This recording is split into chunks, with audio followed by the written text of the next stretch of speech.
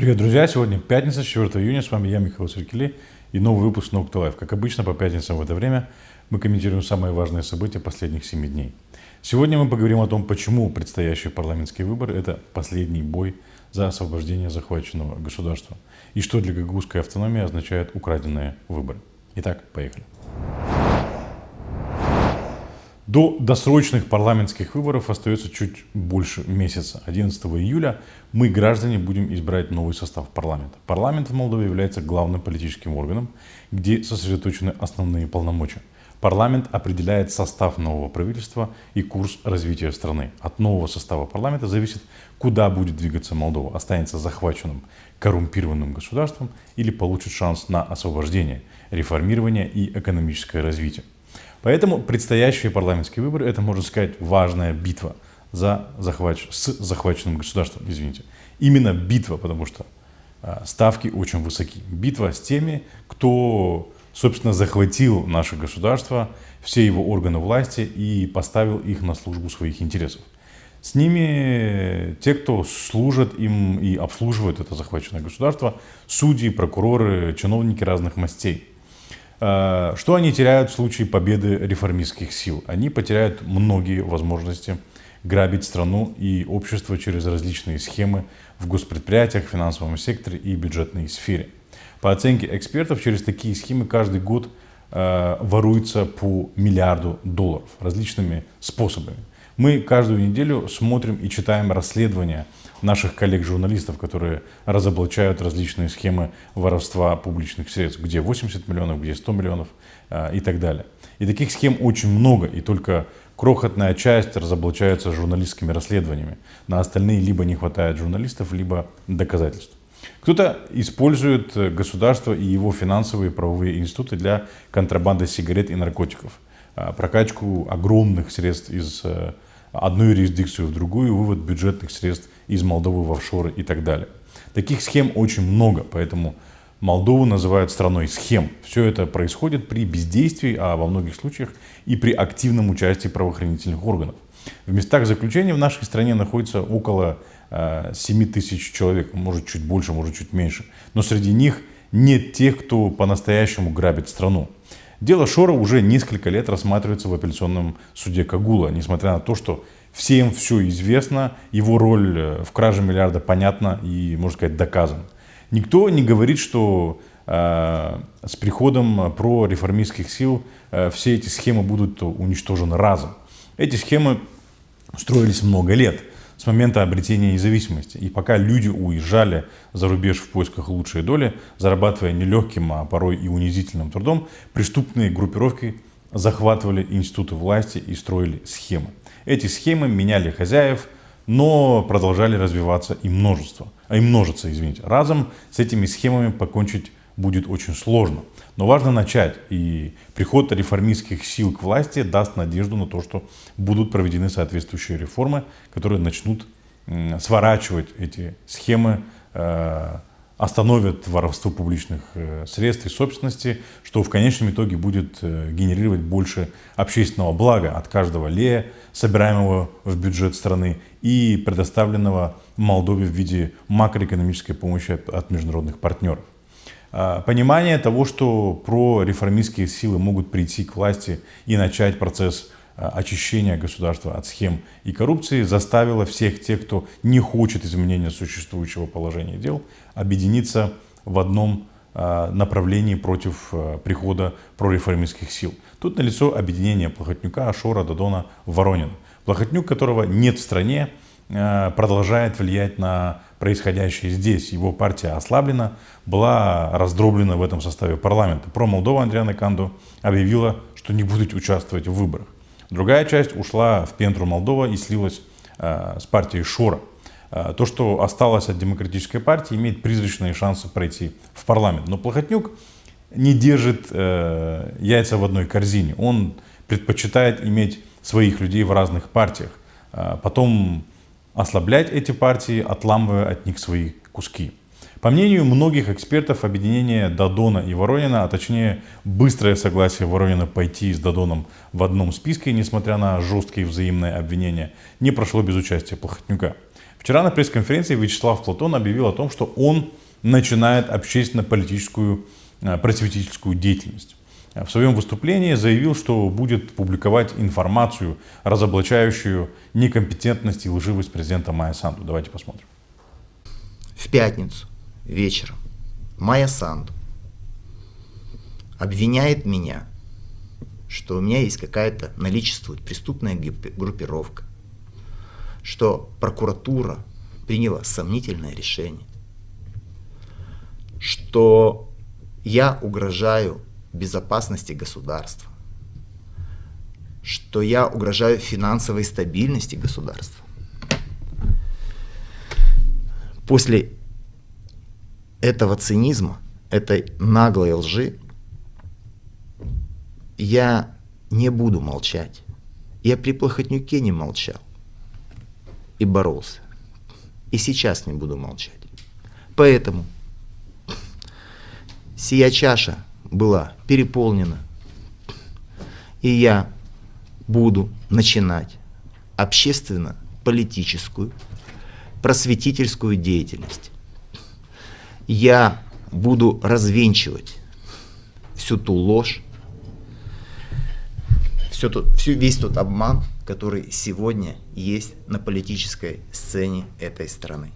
Я буду разъяснять, объяснять, кто есть кто, какие интересы преследуют и как манипулируют людьми, как завоевывают дешевый авторитет, как вводят в заблуждение, как рвутся к власти, как отвлекают внимание на ненужные объекты. Я этим буду заниматься системно, еженедельно, ежечасно.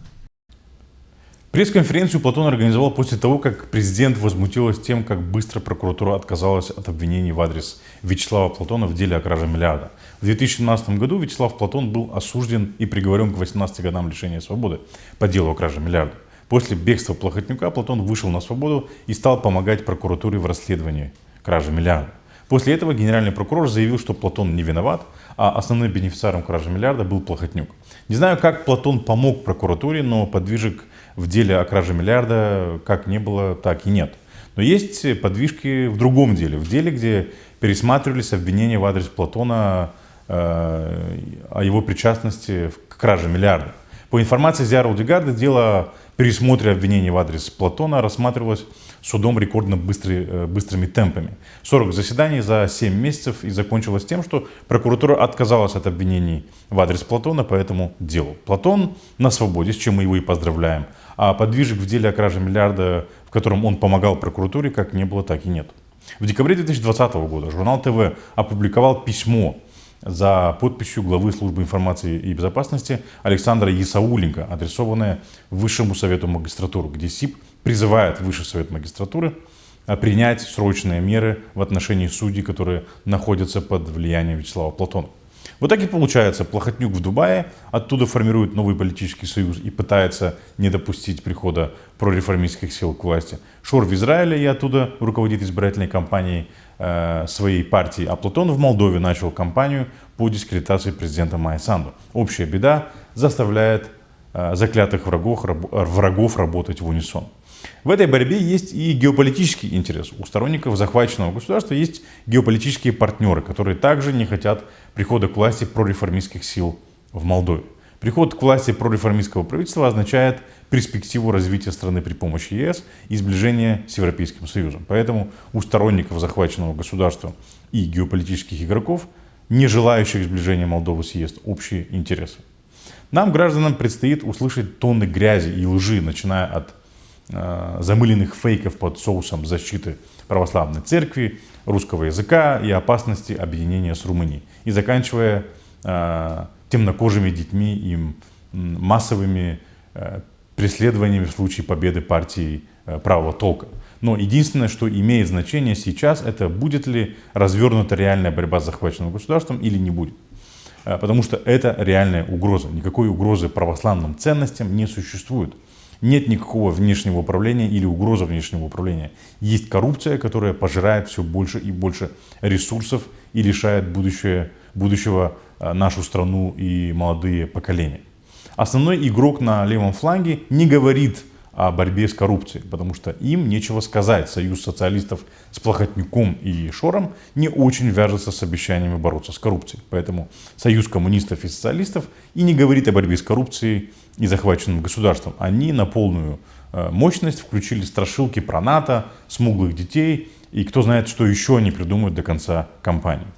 Еще одна партия на левом фланге, которая, однако, предпочитает себя не позиционировать как левая или правая, это наша партия, которая идет на этих выборах под блоком Ринатова-Усатова.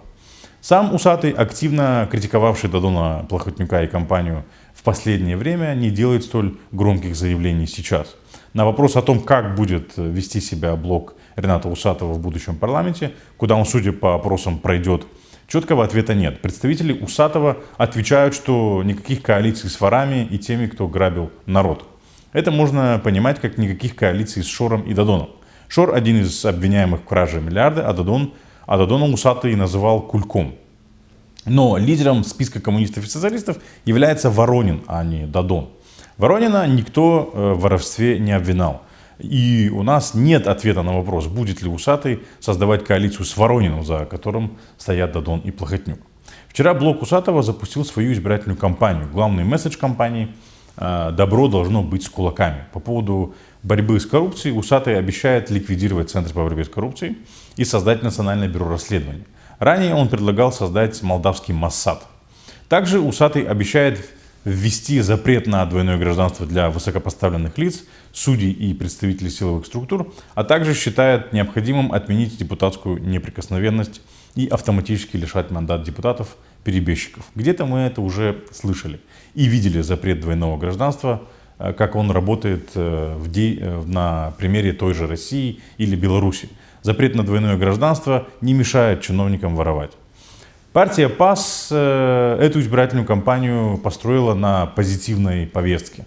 Нам говорят о хороших временах, о преимуществах сотрудничества с Европейским Союзом, напоминают о своих обязательствах очистить систему и бороться с коррупцией. В целом складывается ощущение, что ПАС все еще в эйфории от президентских выборов или победы на президентских выборах. А беззубость избирательной кампании ПАС может вызвать сомнения в решительности их действий. Бывшие партнеры по блоку АКУМ, партия ПАС и платформа «Да» идут на выборы порознь. У платформы «Да» тоже основной лейтмотив – это борьба с коррупцией. Но есть вопросы к лидеру партии Андрею Настасе, который, будучи главой МВД, запомнился только лишь тем, что повесил большой крест в здании Министерства внутренних дел. Потом Настасья проиграл выборы генерального примара Кишинева социалисту Ивану Чабану и продемонстрировал очень скромный результат на выборах президента. Досрочные парламентские выборы стали настоящим шансом изменить ситуацию в стране. Многие в Молдове настолько разочаровались в политике и политиках, что не верят, что их выбор может что-то поменять.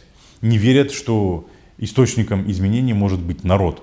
Мы привыкли к тому, что все плохо и проще махнуть рукой. Большинство из нас привыкли не задуматься о том, где наша страна окажется завтра. Не анализировать программы и списки партий и не проверять фейки, которыми нас так обильно кормят.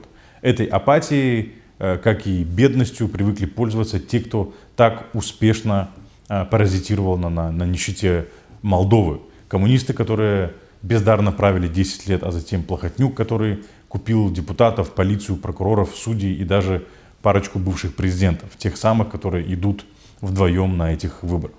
Эти политики себя уже показали. При их участии и их согласии в Молдове было разворовано все, что можно было разворовать. А из-за коррумпированной системы юстиции Молдова стала оазисом для контрабандистов, в том числе и наркотрафика. Отток людей из Молдовы не сократился. Люди стали не просто уезжать на заработки, а менять страну жительства семьями. Если мы хотим избавиться от захваченного государства, надо принять активное участие в предстоящих выборах. Делая свой выбор, важно обратить внимание на то, какие партии говорят о необходимости очистить страну от коррупции, как они собираются это сделать и как доказали свои намерения на деле. 11 июля граждане Молдовы могут отправить в политический нокаут преступников, которые годами насиловали нашу страну, набивая карманы. Выбор за нами. 9 месяцев. Речь идет не о беременности, а о том, как давно гагаузов лишили основного права избирать и быть избранным. На этой неделе стало известно, что некоторые депутаты обсуждают возможность проведения выборов в Народное собрание в сентябре этого года. В январе этого года у 6-го созыва Народного собрания истекли полномочия. Начиная с января и не позднее апреля по закону должны были пройти очередные выборы в Народное собрание. Но сначала с назначением выборов затянули из-за утверждения бюджета. Потом, когда выборы со второй попытки назначили, вмешались интересы партнеров Башкана Ирины Улах из Кишинева, и под соусом чрезвычайного положения выборы были отменены до окончания режима чрезвычайного положения. Режим ЧП отменили, но выборы еще не назначены. Сейчас же выборы в Гагаузии привязаны к досрочным парламентским выборам. Вроде бы логично, избирательные процессы не должны пересекаться.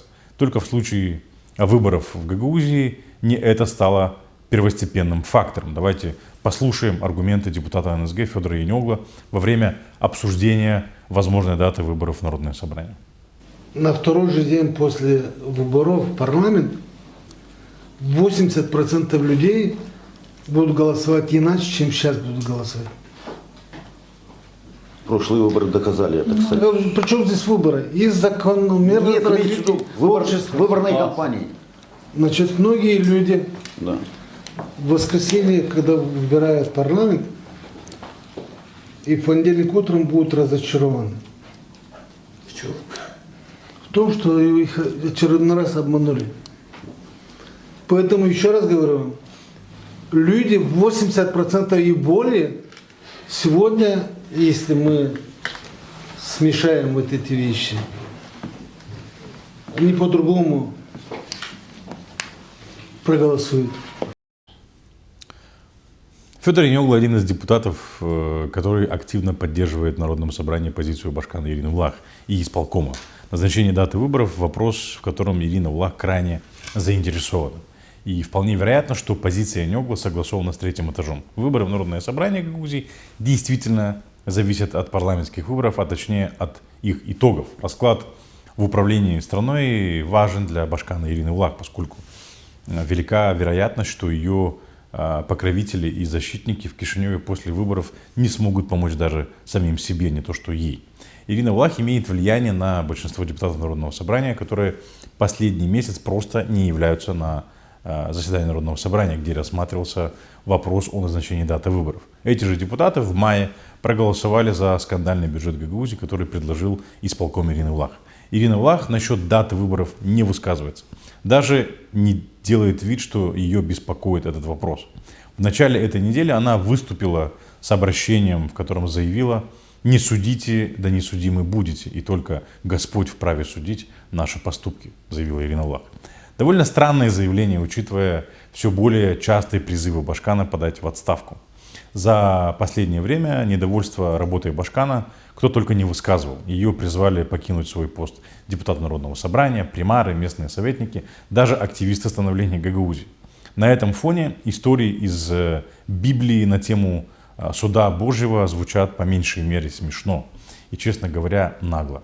Башкану, как доктору права, даже как-то нелепо обращаться к Божьему суду, минуя прокуратуру, НЦБК и суды земные. Но чего только не ляпнешь после призывов к отставке. В Гагаузии все чаще звучит слово «импичмент», и в случае, если в будущем составе Народного собрания Гагаузии большинство получат неподконтрольные ей депутаты, слово «импичмент» может стать делом. Таким образом, затягивание с назначением выборов вдвойне выгодно Ирине Улах. Во-первых, это даст ей время, чтобы сориентироваться в политическом пространстве Молдовы после досрочных выборов, чтобы обеспечить свою безопасность в случае расследования деятельности исполкома. Во-вторых, это поможет ей обезопасить себя от возможного импичмента. Если выборы пройдут осенью, то учредительная сессия НСГ и избрание руководства может затянуться до зимы, а то и до весны следующего года. Нынешний состав Народного собрания импичмент объявлять не сможет. Просто он не в состоянии это сделать. Для избрания нового лояльного состава Народного собрания или состава Народного собрания, который не будет представлять угрозы для Ирины Улах, нужно твердо стоять на ногах. Поэтому в нынешней ситуации, когда все мысли влаг заняты будущей конфигурацией власти в Кишиневе, выборы в Народное собрание будут просто отвлекать.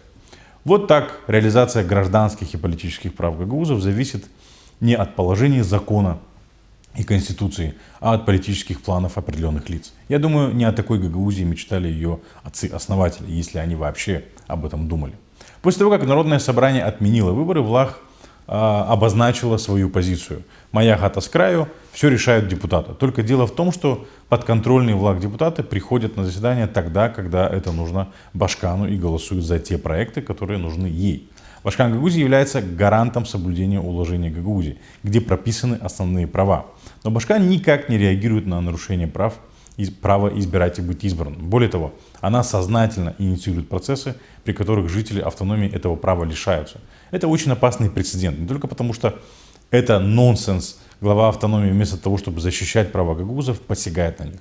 Но и потому, что эти процессы могут стать необратимыми. У нас потихоньку отбирают права, и власть придержащим это сходит с рук.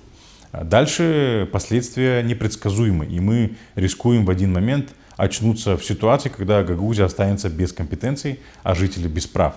Именно поэтому депутаты Народного собрания, которые идут на поводу обещаний или запугиваний, должны понять, что они участвуют в серьезном нарушении прав гагаузского народа и незаконно удерживают в руках мандат, который с января этого года им уже не принадлежит. Ирина Влах преследует свои интересы, она уже давно не живет в Гагаузии, а многие депутаты, которые живут здесь, должны будут отвечать, почему они продвигали интересы Влах, а не закон и права граждан. Друзья, это все, что мы хотели прокомментировать на этой неделе. Спасибо, что остаетесь с нами. Мы будем рады вашим комментариям, лайкам и репостам. С вами был Михаил Серкели. Увидимся через неделю в новом выпуске Nocta Life. Друзья, мы благодарим всех тех, кто стал нашими патронами на Patreon. Нас становится все больше. Мы вам очень благодарны. Для тех, кто хочет и может нас поддержать, не забудьте про этот метод поддержки. Вы можете сделать это, пройдя по ссылке, которую вы видите на вашем экране. На нашей странице в Patreon вы можете выбрать один из нескольких вариантов поддержки. Как вы знаете, минимальный вариант ежемесячной поддержки через Patreon обойдется вам стоимостью 3 чашек кофе. Мы делаем этот контент для вас. Ваша помощь позволит нам стать более устойчивыми и сохранить нашу независимость.